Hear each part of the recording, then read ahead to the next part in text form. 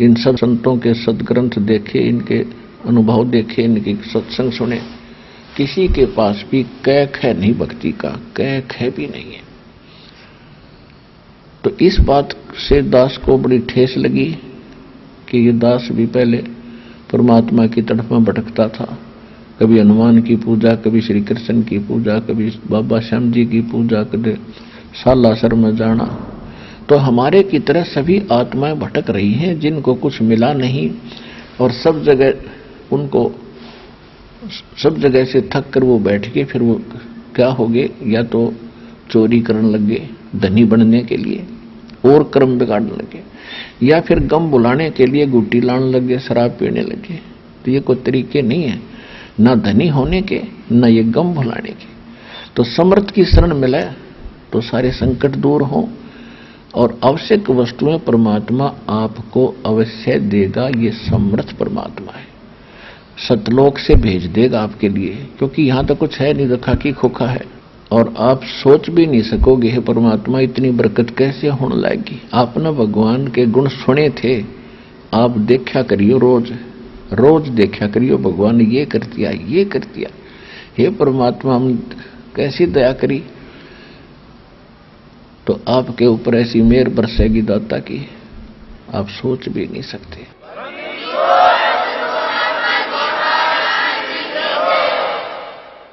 उसके लिए विधि बता रहे परमात्मा, उसके लिए साधना बता रहे हैं कि इस भक्ति को सफल करने के लिए किन किन वस्तुओं की आवश्यकता है। गुरु बिन माला फेरते, गुरु बिन देते दान, गुरु बिन दोनों निष्फल हैं, चाहे पूछो वेद पुराण। कबीर हरि के रूठते, गुरु की शरण में जावे, कहें कबीर गुरु रूठ गए, तो हर नहीं करे सहाय।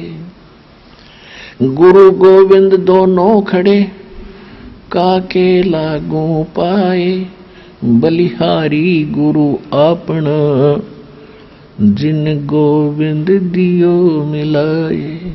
सतगुरु के उपदेश का, सतगुरु के उपदेश का लाया एक विचारे, जय सतगुरु मिलते नहीं जाते नरक द्वार। नरक द्वार में दूत सब करते खींचा तान, उनसे कभी नहीं छूटते, फिर फिरते चारों खानी। चार खानी में भरमते, कबो न लगते पार, सो फेरा सब मिट गया, मेरे सतगुरु के उपकार। अब परमात्मा अपने ऊपर ही सब उदाहरण बता रहे हैं और हमें सुना रहे हैं। कहीं पर भी खड़े होकर ये अपनी महिमा आप पे गाया करते थे। आप पे आरती, आप पे साजे, आप पे किंगर, आप पे बाजे, आप पे ताल झांझ झनकारा, आप नचे आप देखण हारा। अपनी महिमा को आप ही बताया करते थे और ये वेद भी गवाही देते हैं कि वो परमात्मा सतलोक से आते हैं और 3 प्रकार की सतीथि से वो हमारी संभाल करते हैं। तो एक शरीर में तो प्रत्येक युग में एक शिशु रूप धारण करके कमल के फूल पर प्रकट होते हैं, फिर एक जीवन जीकर अपना हमारे जैसा निर्वाह करके हमें एक गाइडलाइन देते हैं और उस दौरान भी वो अपना ज्ञान प्रचार करते हैं। तीसरे प्रकार का जो उनका लीला है वो कभी भी कहीं प्रकट हो जाते हैं साधु रूप में। मनुष्य जैसे तो हैं ही भगवान, हम उनको साधु मान लेते हैं, उनको परमात्मा नहीं समझ पाए। तो वहां खड़े होकर के अपनी महिमा आप बताया करते, हमें सुनाते थे। भाई सतगुरु जब मिल जाएगा और उसके द्वारा प्राप्त ज्ञान से और मंत्र से आपके ऊपर कितना परोपकार होगा। कहते हैं हमने तो ई विचार लगाया। अब परमात्मा कहते हैं 100 छल छिद्र मैं करूं अपने धन के काज। तो यहां परमात्मा अपने को छुपा कर कह रहे हैं, भाई सतगुरु के उपदेश का लाया एक विचार, जो सतगुरु मिलते नहीं ही जाते नरक द्वार। नरक द्वार में दूत सब करते खेचा तान, उन तक वो ना छूटता फिर फिरता चारों खाने। अपने आत्मा आज जो भक्ति नहीं करता प्राणी, चाहे सारी पृथ्वी का राजा हो, कितना धनी सेठ हो, इस मृत्यु के बाद, शरीर के छूटने के बाद, क्योंकि शरीर उसका तब छूटेगा जब उसके सारे पुण्य नाश हो लेंगे, जो पूर्व जन्म के संग्रहित जो उसके संचित कर्म थे उनमें से उसकी किस्मत में लिख कर भेज दिया, और उसको यहाँ खूब सारी सुविधाएं हैं, नकली सुख की, अच्छी कार है, कोठी है, बड़ी पोस्ट है या सेठ है, चाहे प्रधानमंत्री है किसी देश का। तो मृत्यु के बाद यदि वो भक्ति नहीं कर रहा है, उसके मृत्यु के उपरांत राजा के विषय में भगवान ने लिखा है कि कबीर हरि के नाम बिना ये राजा रसभ हो, रसभ माने गधा, और माटी लदे कुम्हार के घास न डाले कोई। जब राजा, हम राजा को तो एक सक्षम मानते हैं, एक आम नागरिक, तो कहते भक्ति ना करने वाले राजा की ये दशा होगी। तो आप तो अंडरस्टूड है आपकी क्या बनेगी, फिर ये तो कहने की आवश्यकता नहीं रहती। तो यहां परमात्मा कहते हैं कि पूरी पृथ्वी का राजा भी हो तो मृत्यु के उपरांत उसकी पूरी दुर्गति होगी। यम के दूत पकड़ के ले जाते हैं, जैसे घसीट के ले जाया करते, क्योंकि हमारी तो आदत है, हम किसी का किराए पर रहने लग जावा और वो कह दे भाई खाली कर दे, तो दिल ना करे खाली करने, हम तो इसे नकटे हो रहे हैं, ऐसे इस प्रकार की वृत्ति के हो गए।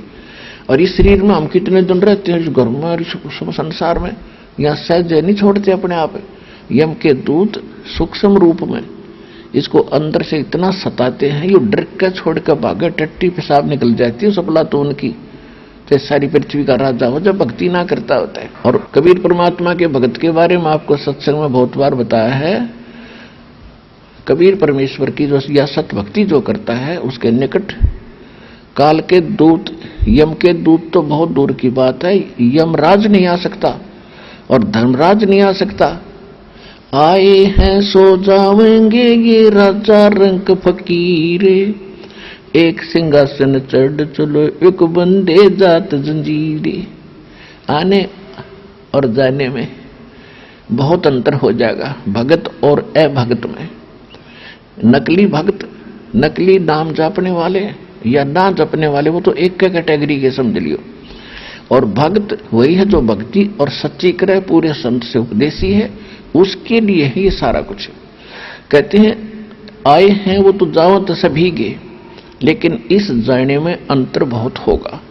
एक तो जो भक्ति नहीं कर रहा वो चोर की तरह जैसे पुलिस पकड़ के घसीट के ले जाया करती है, चाहे पूरी पृथ्वी का राजा हो, यम के दूत उसको यहीं से कूटना शुरू करते हैं। जिन हर की चोरी करी और गए राम गुण भूल, ते बिदना बागुल किए वो रहे उर्दमुख झूल। जिन्होंने परमात्मा की चोरी करी, चोरी क्या है, भक्ति नहीं करी, वहां 100 पर संकल्प कर कहा था, कान पकड़ पकड़ के, हे परमात्मा एक बार मनुष्य जीवन दे दो, आपकी भक्ति नहीं भूलूंगा, हे परमात्मा मनुष्य जीवन दे दो। और मनुष्य जीवन देने के बाद अब कर क्या रहे हो आप, क्योंकि इस काल ने ऐसी व्यवस्था बना रखी है, माँ के गर्भ में आपको सारी यादाश्त रहती है। बाहर आते अपने तीनों पुत्रों को एक एक गुणयुक्त बना दिया, यह त्रिगुणमयी माया आपको इतना अचेत कर देती है, भूत भविष्य सब भूल जाते हो। परमात्मा ने फिर दया करनी पड़ती है आपको जगाने के लिए, ये सत्संग सुनाने के लिए वो स्वयं ही आते हैं यथार्थ ज्ञान बताने के लिए। तो क्या बताते हैं, अब एक कथा सुनाता हूं इसी पॉइंट पर पुण्यात्मा, ये बातें क्योंकि ये अमर कथा है, ये सत्य कथा है। ये हमारे अज्ञानी धर्म गुरुओं ने लाल को तो कूड़े में फेंक दिया था, कुर्डियों पे, और कंकर पत्थर उठाकर हमारे सिर पर धर दिए कि इनको चौकस रखना, संभाल के रखना, बहुमूल्य है। कबीर साहब कहते हैं, चारों युग में मेरे संत पुकारे, और को के कहा हम हेल रे, हीरे माणिक मोती बरसे ये जग सुगता ढेल रे। पर भी लेन जात है दुनिया, अमरा ज्ञान किने ना सुनिया। क्या बताते परमात्मा कि हम सत साधना और सतनाम सच्चे मंत्रों रूपी हीरे और मोतियों की वर्षा करते फिर रहे, और ये हमारे ज्ञान को स्वीकार ना करके ये आन उपासना तीर्थ व्रत पत्थर पूजा राम कृष्ण देवताओं की पूजा रूपी कंकर पत्थर डले ढो रहे हैं, इनको सिर पर उठाए फिर रहे हैं, इनको बहुमूल्य जानकर, इसको सत साधना जानकर। कहते हैं चारों युग में मेरे संत पुकारे जिनको भगवान मिले, आदरणीय धर्मदास साहिब जी, आदरणीय मुल्कदास साहिब जी, आदरणीय गरीब नानक साहिब जी, आदरणीय दादू साहिब जी, आदरणीय गरीबदास साहिब जी, गांव छुड़ानी, जिला जुज्जर हरियाणा वाले, आदरणीय घीसा दास साहिब जी, गांव खेकड़ा, जिला बागपत उत्तर प्रदेश वाले, आदरणीय स्वामी रामानंद जी, बनारस काशी वाले। तो इन महापुरुषों को इस कलयुग में मिले दाता, जो दास को याद है, हरीश दास को मिले। तो क्या बताते हैं कि मैं जिन संतों से मिला उनको मैंने अपने से परिचित कराया, सतलोक ले गया और वापस छोड़ा, सारा ज्ञान दिया। उन्होंने भी फिर आगे मेरी दुहाई दी, सब जगह गवाही दी, ज्ञान सुनाया, और मैंने भी जगह जगह आकर प्रगट होकर के यही ज्ञान सुनाया। पर हमारा ज्ञान किने ना सुनिया, या पर भी लेन जात है दुनिया। वो जोड़ में नहान जाओ तालाब में जिसमें गधे भी ना पानी पीवे, उसमें ये मोक्ष चाहते ना करके, तो यह भूल घेर दी काल ने, नाश कर दिया भक्ति का। तो क्या बताते हैं परमात्मा, तो पुण्यात्मा ये कथा है, अमर कथाएं हैं, सच्ची कथाएं हैं। परमात्मा चारों युगों में आते हैं। सतयुग में सत सुकृत कह टेरा, त्रेता नाम मुनींदर मेरा, द्वापर में करुणा में कहाया, कलियुग नाम कबीर धराया। अब क्या बताते हैं परमात्मा कि मैं चारों युगों में आता हूं। सतयुग में सत्सुकृत नाम था मेरा, त्रेता में मुनिंदर ऋषि नाम था मेरा, द्वापर में करुणा में नाम था, और कलयुग में कबीर नाम से मैं यहां आया हूं। तो जब परमात्मा करुणा में नाम से द्वापर युग में आए थे,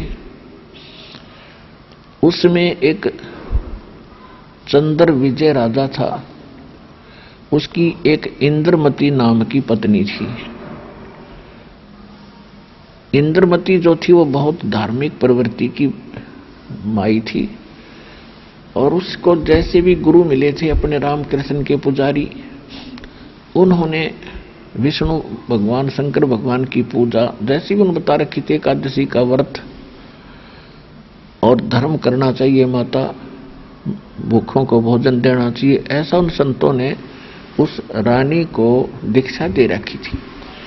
और पिछले संस्कारी हंस होते हैं वही ऊंच पोस्ट पर होते हैं, और ऊंच पोस्ट पर भी बहुत अच्छे पुण्यकर्मी प्राणी होते हैं जिसके पिछले जन्म की कोई भक्ति होती है, चाहे कोई मंत्री है, मुख्यमंत्री है, प्रधानमंत्री है, राष्ट्रपति है, या कोई एमएलए एमपी है, कोई सरकार, कोई आईपीएस है, आईएएस है, इंजीनियर डॉक्टर हैं, या बड़े सेठ हैं, या जो मतलब जिनके पास पैसा नहीं है, उस पोस्ट नहीं है, और उनके अंदर जो भक्ति की चाह है, ये सभी पिछले संस्कार के पुण्यकर्मी प्राणी होते हैं। अब यहाँ थोड़ा सा एक विश्लेषण देना पड़ेगा। अपने आत्मा जो आज सेठ हैं, धनी हैं, या उच्च पोस्ट है, और जो आज भी इतनी बड़ी पोस्ट होते हुए और इतना धन होते हुए भगवान की खोज में या उसमें कसक है परमात्मा की, तो वो पिछले जन्म के घने संस्कारी अच्छी आत्मा है।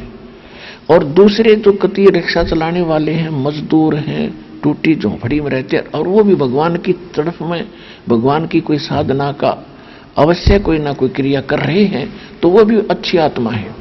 उनमें और उस सेठ में सिर्फ इतना अंतर है, उनके भक्ति के जो नंबर हैं, भक्ति के, वो तो हैं एक जैसे।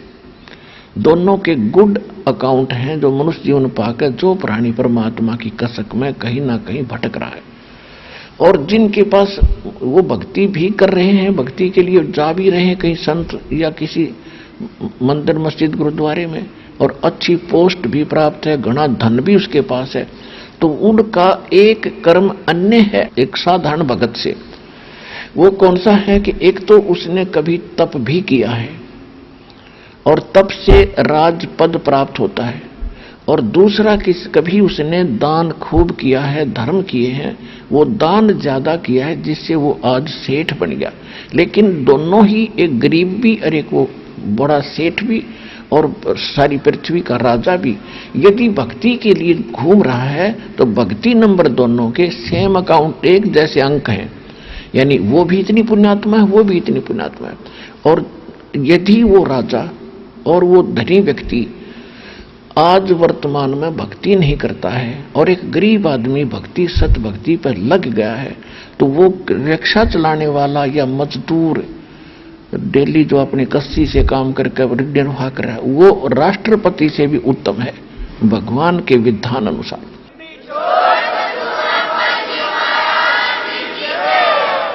उस राष्ट्रपति से जो भक्ति नहीं करता, वो केवल अपने पुराने कर्म भोग रहा है, उनको खा पी के खत्म करके वो तो कति खाली होकर जाएगा, और वो मालगाड़ी भर के ले जाएगा भक्ति की।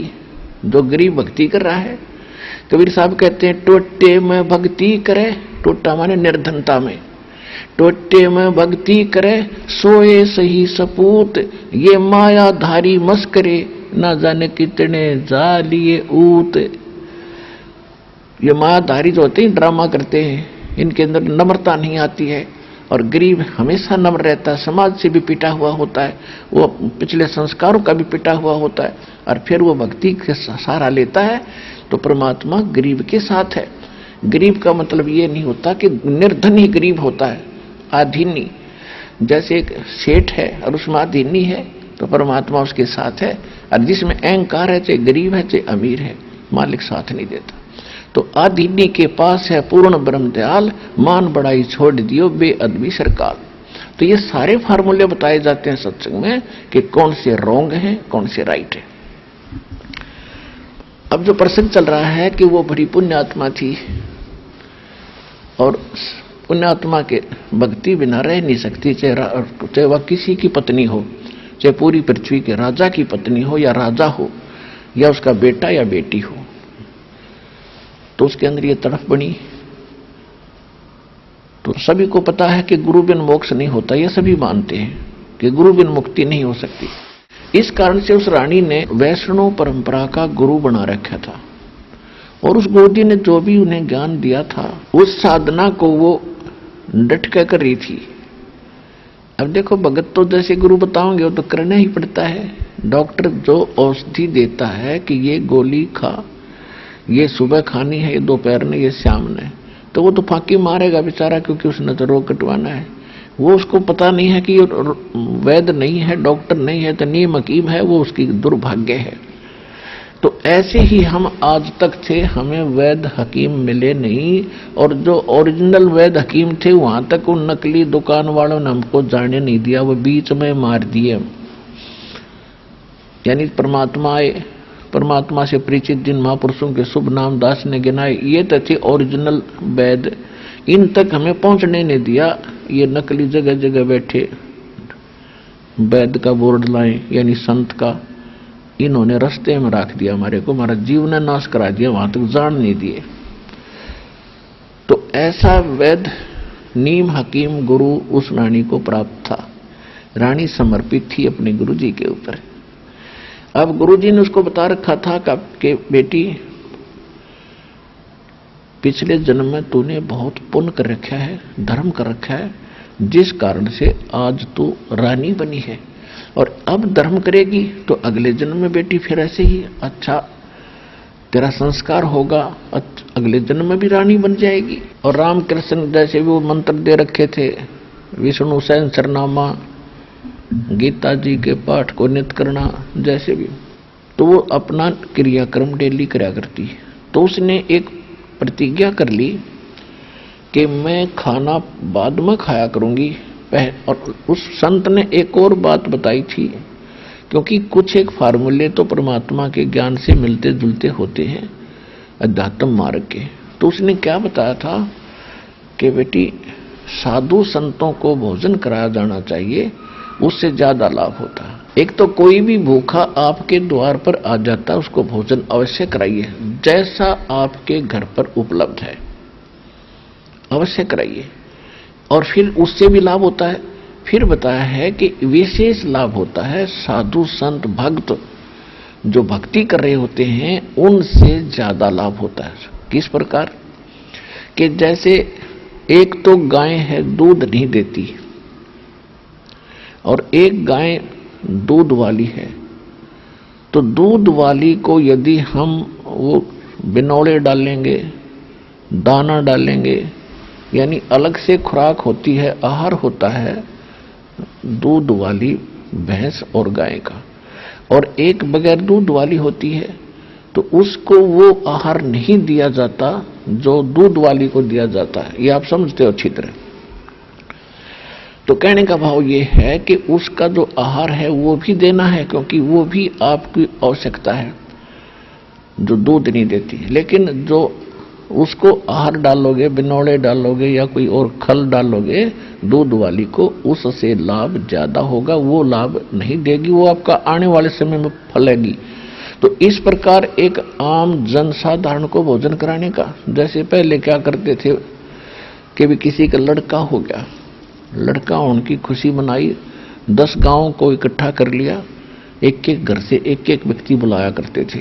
उसने कहा करते भाई 12 गांवों की यज्ञ कर दी जग, तो वो कोई जग नहीं थी, वो कोई यज्ञ नहीं थी, वो तो अपनी रोटी सभी खा रहे हैं, स्पेशल बुलाए गए, उनसे कुछ नहीं होता।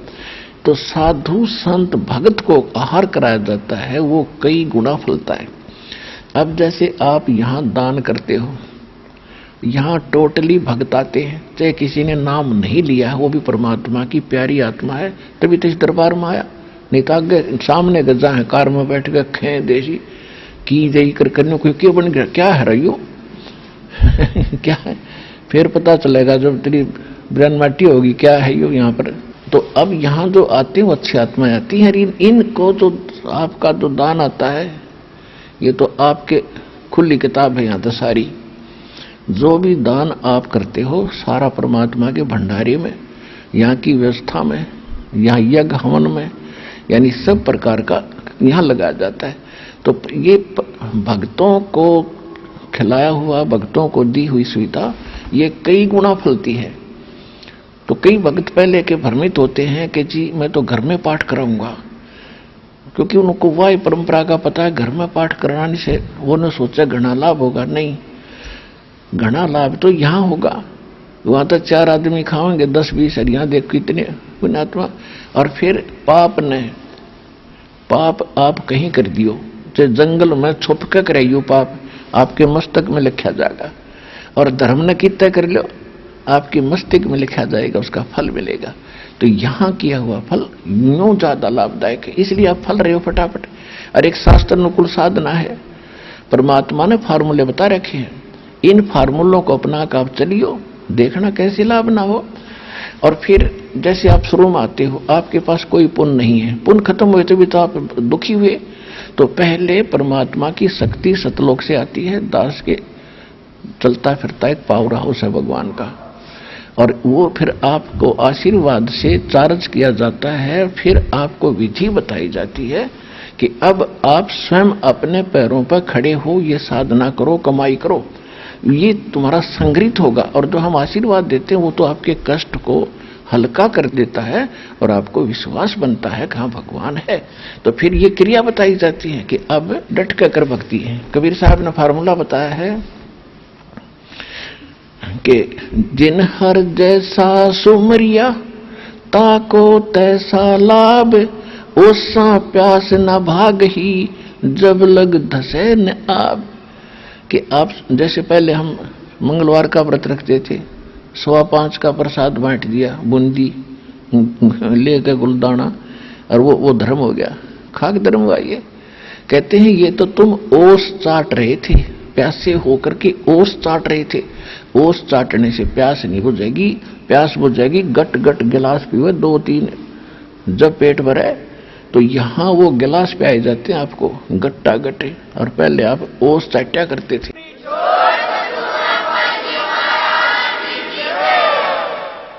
गुरु बिन माला फेरते, गुरु बिन देते दान, गुरु बिन दोनों निष्फल हैं, चाहे पूछो वेद पुराण। इस पृथ्वी पर कोई गुरु नहीं, इस सतलोक आश्रम बरवाला के अतिरिक्त कोई सत्साधना नहीं। तो जहां भी कोई साधना कर रहा है बोला भक्त, वो अपना जीवन नाश कर रहा है। गीता में लिखा कि कुपात्र को दिया हुआ दान कभी नहीं फलता, सुपात्र को दिया हुआ दान तुरंत लाभ देना शुरू कर देता है। तो ये स्थान है, ये दास है वो सुपात्र, और डट कर दान करो और फिर देखना। कबीर साहब कहते हैं, चेड़ी चोंच भर ले गई, नदी न घट्यो नीर, दान दिए धन घटे नहीं, नो कह रे साहिब कबीर। कि दान देने तो धन नहीं घटेगा। कहते मोक्ष चाहिए तो नाम जप, और धन चाहे कर दान, तो दोनों ही चाहिए ज्ञापन। तो इसलिए हमने यहाँ सारे ही कर्म करने पड़ेंगे। तो यहाँ 500 यज्ञ करवाई जाती हैं आपसे। एक यज्ञ है धर्म की, दूसरी यज्ञ है ध्यान, और तीसरी यज्ञ हवन की, चौथी यज्ञ प्रणाम, और पांचवी ये तत्व ज्ञान रूपी यज्ञ है। तो ये 500 यज्ञ सतलोक आश्रम बरवाला, जिला हिसार हरियाणा के अतिरिक्त इस पृथ्वी पर नहीं है, 21 ब्रह्मांड में नहीं है।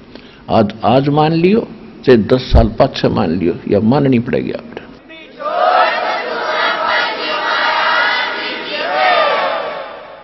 और जितना जल्दी मानोगे उतनी आपकी किस्मत जल्दी खुल जाएगी।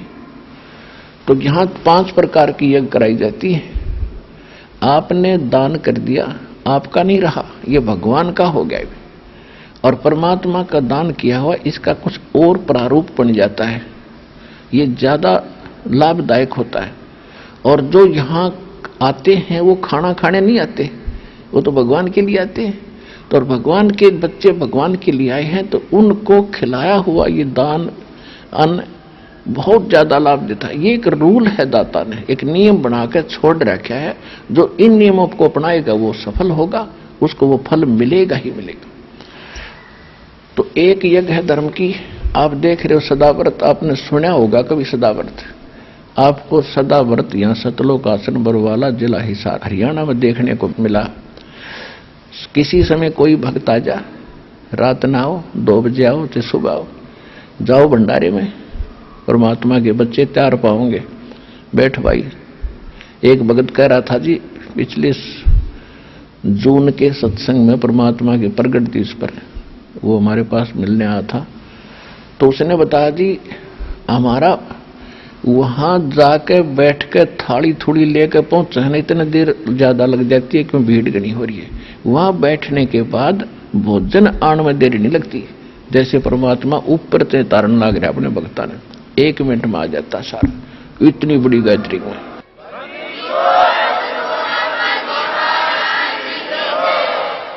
तो ये सदा व्रत कबीर भगवान ने लगा रखा। बच्चों आपको पता आप कितना दान कर सकते हो, हमें पता है कितना दान आता है। ये आता कहां से है, इस चक्कर में पढ़ने की जरूरत नहीं। सतलोक से आता है। परमात्मा कबीर साहब ने 18 लाख व्यक्तियों को 3 दिन तक भोजन खवा दिया था।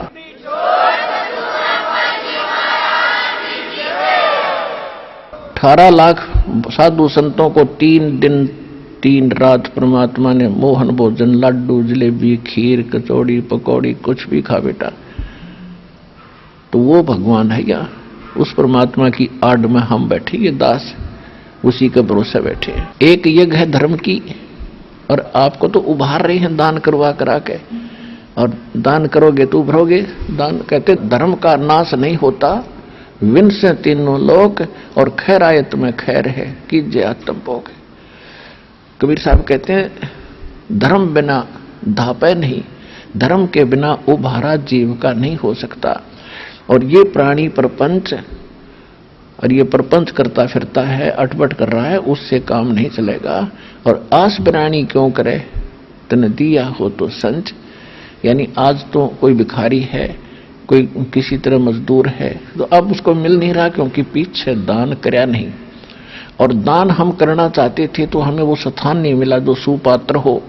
तो किसी ने मंदिर बनवा दिया, किसी ने धर्मशाला बनवा दी, किसी ने कोई और कंबल बांट दिए, इस तरह की हम क्रिया करते थे। ठीक है ना, तो ये भी ठीक थे, लेकिन ये लाभदायक नहीं थे, मोक्षदायक नहीं थे।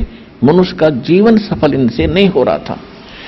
अब इस तरीके से आपका मोक्ष भी होगा, आपको यहां भी इस संसार में रहोगे तब तक भी आपको विशेष लाभ मिलेगा, आपके संकट भी दूर होंगे। एक यज्ञ है धर्म की, यह भंडारा चलाया जाता है आने वाले बच्चों को सबको, और भोजन कराया जाता है। एक यज्ञ है धर्म की, दूसरी यज्ञ है ध्यान, परमात्मा की याद रहती है। यहाँ जब तक आप रहोगे, कोई चर्चा चला रहा है मालिक की, कोई बहन भाई अपना दुख बता रहा है कि मैं इतना दुखी था, मैं ऐसा सुखी हुआ, तो उससे आपको दृढ़ता आती है। यहाँ आपको बुलाने के कई कारण हैं। एक तो ये है कि आपको आशीर्वाद दे करके आपके अंदर वो मालिक की दया फीड करनी पड़ती है, ताकि आपको उभारा साथ मिले। उसके साथ फिर आपसे क्रिया कराई जाती है, प्रणाम करते हो, और फिर यहाँ एक दूसरे से चर्चा सुनते हो, तो उससे आपको बहुत शिक्षा मिलती है, दृढ़ता आती है। और फिर आप यहाँ डगमग नहीं हो पाते। कई भक्त तो ऐसे आते हैं, भक्त ने कह दिया चल वहां जाते ठीक होगा, तो कोई तो सही जगह कति खत्म हो लेता है ना कोई प्राणी, और सब जगह से जवाब मिल जाता है, तब हमारा भक्त उसको लेकर चलता है कि चलो वहां जाते ठीक हो जाएगा। तो वो व्यक्ति केवल ठीक होने के लिए ही आया है, उसने ज्ञान नहीं समझा, तो वो यहाँ आ गया, इस कारण से भी आ गया समझ लो। और यहाँ बैठेगा, एक दिन 2 दिन रुकेगा, सब भक्तों से सुनेगा, ओहो देख मेरा ऐसे तकलीफ थी, ऐसे ठीक हो गया, ऐसे उसको ऐसे थी, वो ऐसे ठीक हो गया। तो वो आया तो था इसलिए कि मैं एक बार झाड़ा लो आया हूँ, ठीक हो गया तो ठीक से ना, फिर नहीं आऊंगा।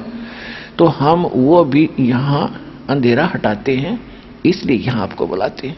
नहीं आपको यहाँ बुलाने में, आप तो आते हो और जाते हो, बड़ा बड़ा भोजन खाते हो, परमात्मा की जो है ना कथा सुनते हो।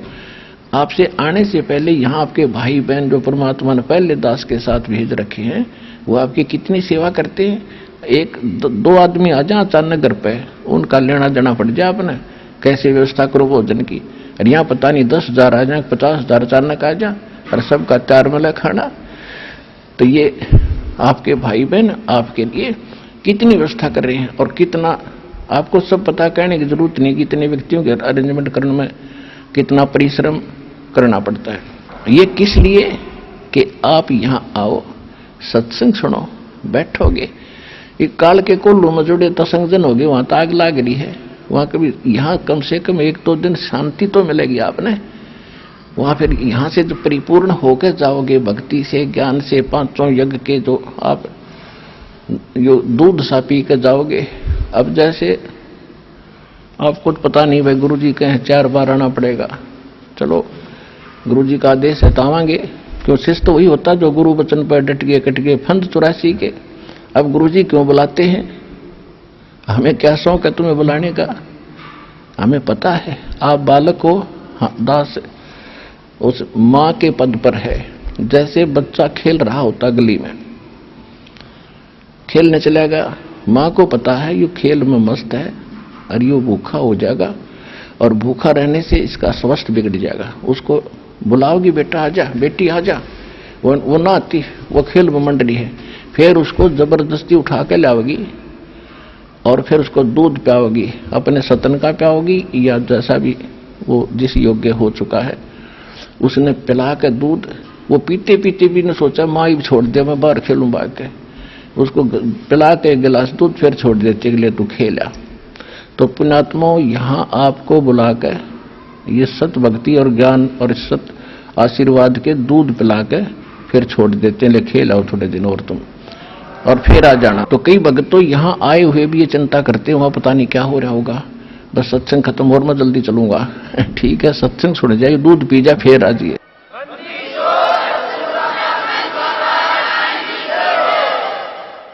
तो इसी तरह वो बालक युवा हो जाता है।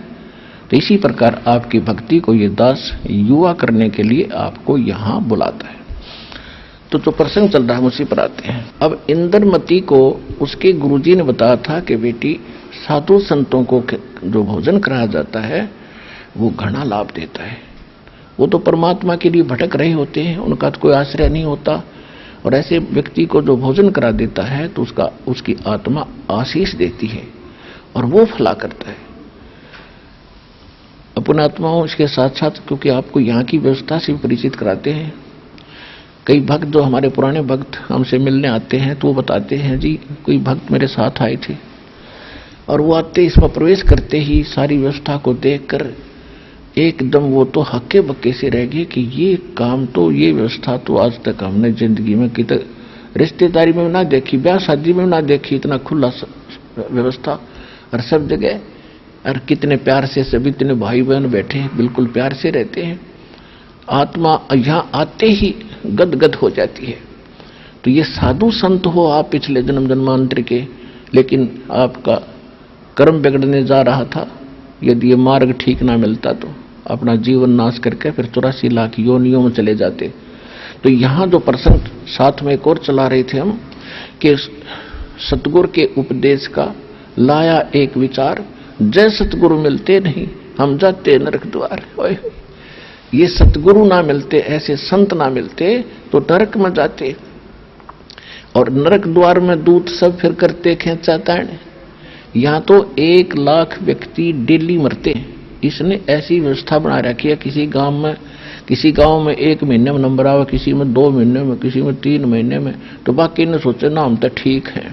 उसने इतना बड़ी व्यवस्था कर रखी, 1 लाख व्यक्ति निकाल ले जाता है, और 1 लाख ही चलेंगे, देखो कितनी भीड़ हो जाती है। तो और भक्ति किसी के पास है ही नहीं, भक्ति तो शुरू होगी, वो तो अलग जाएंगे, उस टोल में नहीं जाएंगे, उस झुंड में नहीं जाएंगे जिनको यम के दूत कूट कूट के ले जाते। तो यहाँ से वो 1 लाख को ले जाते हैं, पहले तपस्या में भुनने जाते हैं, वहां के बाद फिर लाइन लगा दी जाती है धर्मराज के सामने, उनका अकाउंट होता है, उसके जैसे जिसके संस्कार हैं उनको वहीं भेज दिया जाता है। जिनका नरक का संस्कार होता है उनको पूरा ग्रुप को यम के दूत, 12 करोड़ यम के दूत है, 12 करोड़ चारों तरफ भाले ले खड़े हो जाते हैं, जैसे पशुओं को फाटक में रोक क्या करें, ऐसे उनको कूट। क्यों कौन पड़ा नरक में, इसे बूंदी हाहाकार माचरी सड़े, उसके अंदर बुरा हाल हो रहा, तो उसमें ठोक के जाके जहां वहां स्वर्ग और पितर लोक है, वहां पर उनका सब का मल उसमें जाता, सड़क उस बहुत बड़ा गहरा तालाब सा है जिसको नरक कहते हैं, और उसमें डाला जाता है इन अपराधी लोगों को। उस नरक में कौन पड़े, दे लट्ठम लट्ठा उनका जबरदस्ती ठोके, वो उल्टे बाजे, वो यम के दूत उनका सीधे ठोके भाले, तब डरते पड़े उसके अंदर। तो कहते हैं नरक द्वार में दूत सब वहां करते खेचाताण, उनते कबू ना छूटता फिर फिरता चारों खान। 4 खानी में भरमता, 4 खानी यानी 4 प्रकार से जीव उत्पत्ति होती है। जैसे अंडज जो अंडे से उत्पन्न होते हैं पक्षी, और जेरज जैसे पशु हैं, मनुष्य है, ये जेर से उत्पन्न होते हैं। इस तरह के ये 4 प्रकार की खानी, श्वेतज, सवतज और जेरज, अंडज। और कहते हैं 4 खानी में भरमता, कभू न लगता पार, सो फेरा सब मिट गया मेरे सतगुरु के उपकारे। कि इतने दुख उठाने पड़ते जब सतगुरु ना मिलते थे, और सतगुरु के मिल जाने से ये बाईपास निकाल दिया, आपको सारा झंझट मिट गया। जहाज में बैठ के जाओगे, विमान में परमात्मा के साथ जाओगे आप, आपको इतना सुख मिलेगा इस भक्ति से।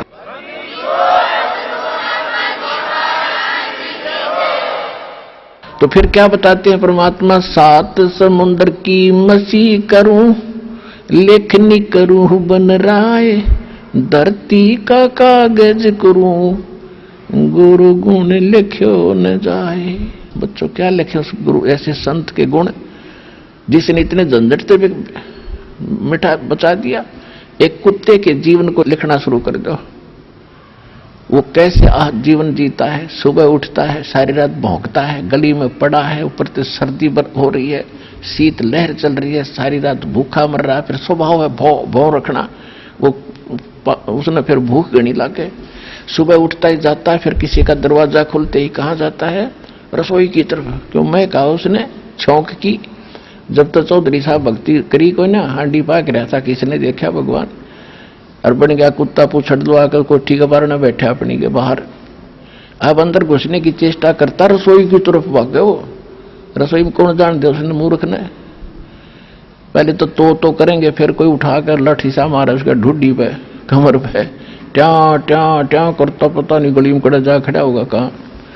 फिर दूसरे घर में जाता है, वहां तो उसने मिल गया जो मिलना था, लठ।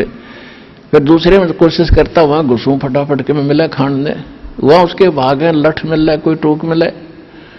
जब वहां भी उसका लठ लग गया तो फिर वो कहाँ भागता, बाहर जंगल की तरफ जाता। वहां क्या खाता है, टट्टी खाता है।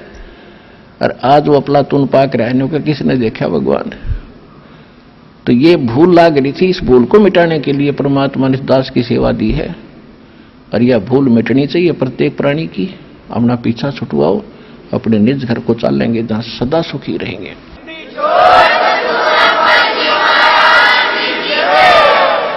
तो यहां परमात्मा कहते हैं कि अब लिखने लगो, फिर सूअर का लिखो, फिर गधे का लिखो, फिर बैल का लिखो, और फिर उन कौन इससे छुटा सकता है।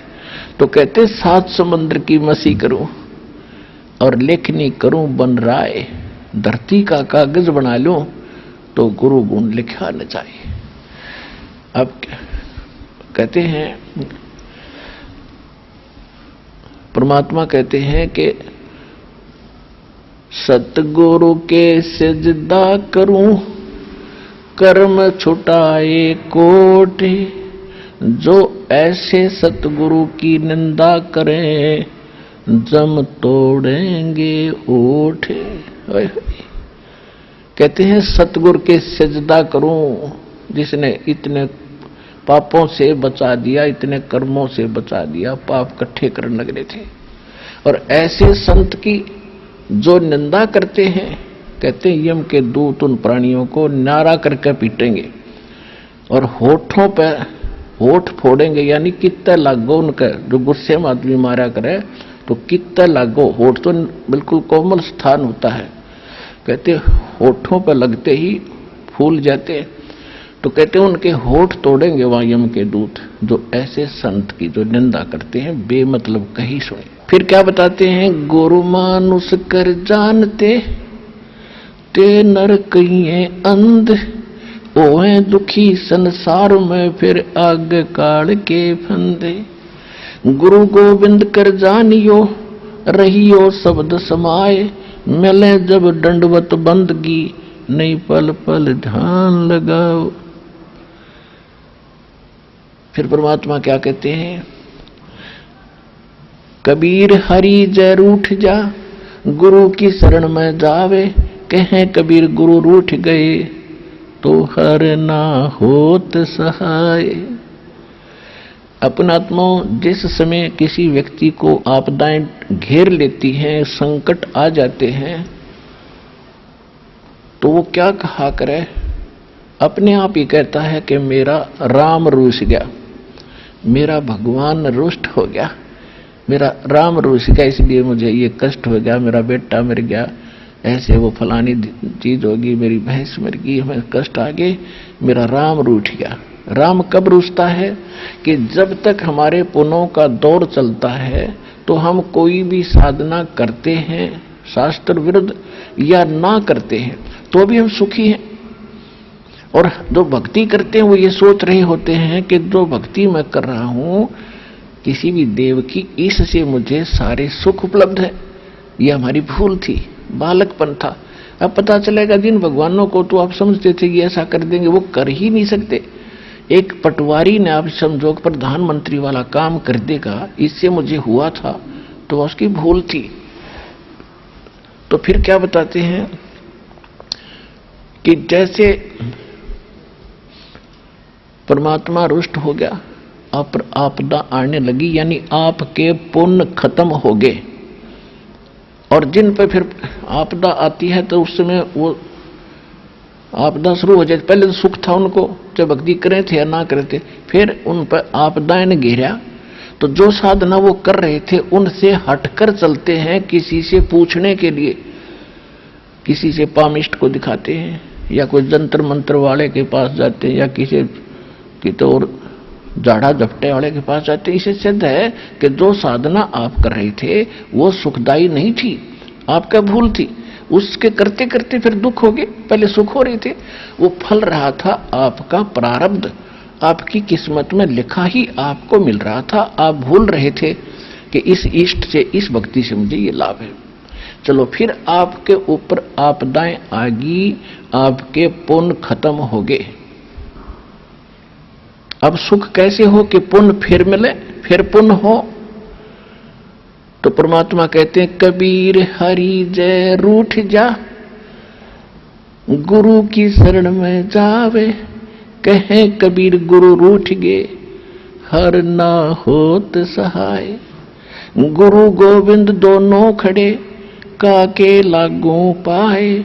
बलिहारी गुरु अपना, जिन गोविंद दियो मिलाए। अब देखना, इस एग्जाम्पल को सुनना। अब जैसे आप कहीं खेत में या मजदूरी पर गए हो, हैंडपंप से आपने पानी का घड़ा भर लिया और दूर चले गए आधा 1 किलोमीटर, वहां खेत में अपना काम कर रहे हो। और जब तक आपके घड़े में पानी है, जल है, तो आपको नो प्रॉब्लम। और जब उसकी तली दिखने लगी, 2 गिलास पानी रह गए और आधा दिन शेष बचा है, तो आपको आपत्ति आई, प्यास लगी और वो खत्म हो गया उसमें जल। तो आपत्ति आ गई आपके ऊपर के, जल खत्म हो गया, प्यास सता रही है। तो उसका तरीका क्या है? हैंडपंप पर फिर जाइए और उससे फिर ठोक लाइए, पहले फिर वो सुविधा होगी। तो कहते हैं कबीर हरि के रूठते, गुरु की शरण में जावे। अब जैसे राम रूठ गया, यानी पुण्य खत्म हो गए, तो फिर कहते हैं हैंडपंप की शरण में जावे। और जब हैंडपंप खराब हो गया, यानी आपने गुरुजी के साथ, आपने जो गुरुजी से ही बात बिगाड़ ली, गुरुजी को रुसा दिया। गुरुजी कब रूठेगा? जब आप मर्यादा नहीं रखोगे। मर्यादा नहीं रखोगे तो गुरुजी रूठ गए, क्योंकि ये सारा खेल मर्यादा के ऊपर चलेगा। अब जैसे गाड़ी बना कर दे दी पिता ने, चले बेटा चला, और बेटा राम पंचर करके उसमें कील गो का खड़ा हो गया, तो पिताजी उस तक खुश होगा। पंचर करके खड़ा मूर्ख, जान के करे, जाने मुझे उसका इलाज है। तो जान के करने वाला तो रोज तय कर लेगा। तो इसलिए आपको समझा जाता है कि ये क्रिया नहीं करना, ये करना, तो तब गुरु रूठेगा। और गुरु नहीं रूठा तो आप आइए, यानी हैंडपंप खराब नहीं होता, चाहे 100 मटके भर लो, चाहे ड्राम के ड्राम ठोक लो,